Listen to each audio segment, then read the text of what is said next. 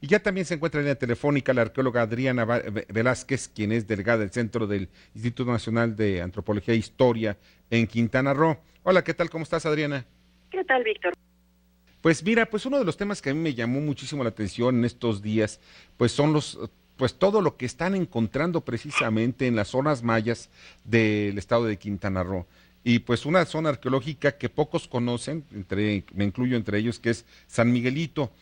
Pues nos puedes platicar un poco sobre ello. Bueno, San Miguelito hemos abierto al público hace apenas 2 semanas, con mucho éxito, hemos tenido una gran cantidad de visitantes. Es un sitio pequeño en la zona hotelera de Cancún, una zona en la que uno no esperaría encontrar zonas arqueológicas. Hemos trabajado en él más o menos 2 años. Es un sitio del posclásico tardío, más o menos entre el año 1350 y el momento de la conquista. Sí.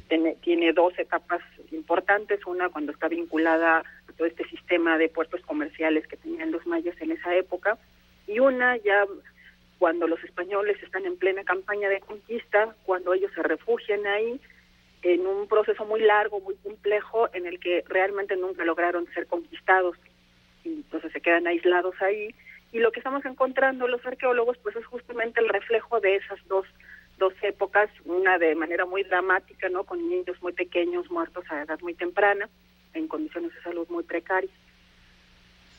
Todo esto nos llama la atención porque precisamente llega el momento de la conquista, en donde pues casi todos los mayas habían ya desaparecido, estaban en proceso de desaparición. Pues ese es un mito que los nuevos estudios arqueológicos ya han echado por tierra. ¿Así? Esta idea de que hay un colapso maya y los mayas desaparecen, pues ahora resulta que es totalmente equivocada.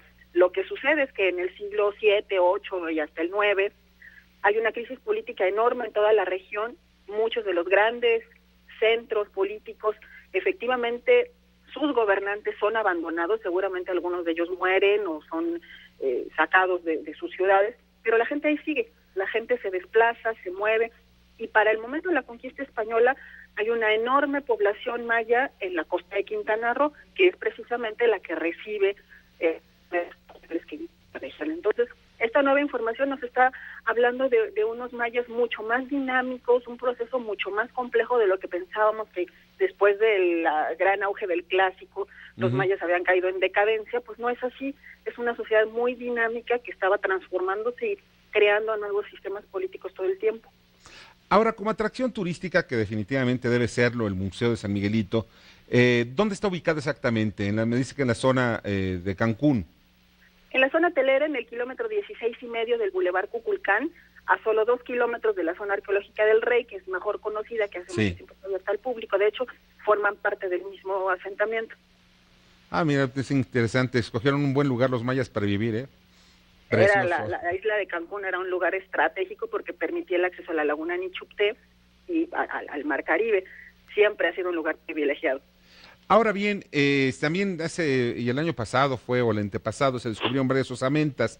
Estas osamentas, ¿qué implican desde el punto de vista valor arqueológico?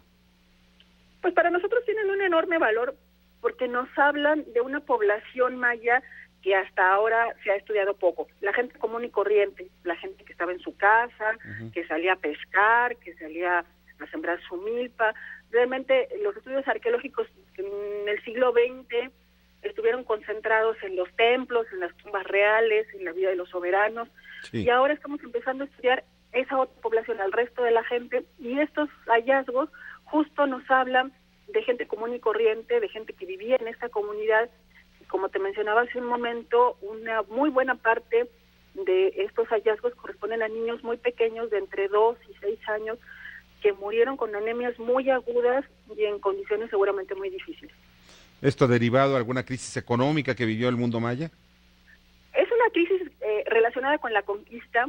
Sí. Los mayas se replegaron en algunas regiones.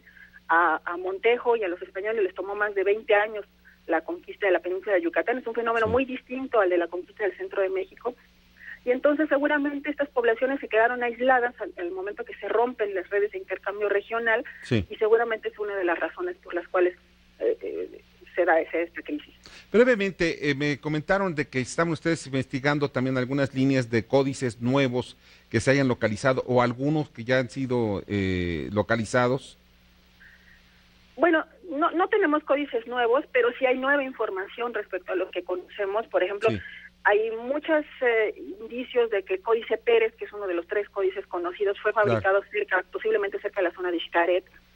Y se acaba también de publicar un trabajo del epigrafista Nikolai Gruber sobre el códice Dresden, donde justo hace un análisis de la iconografía, pero también se plantea la posibilidad de que ese códice haya sido realizado en la zona de Chichén Itzá o en una zona también cercana a Quintana Roo. Pues Adriana, pues te agradezco infinitamente que hayas estado con nosotros en el programa. Es un placer platicar con ustedes. Muchísimas gracias. Adriana Velázquez, arqueóloga delegada del Centro INAH en Quintana Roo. Y definitivamente algo importantísimo, visitar los museos y las zonas arqueológicas.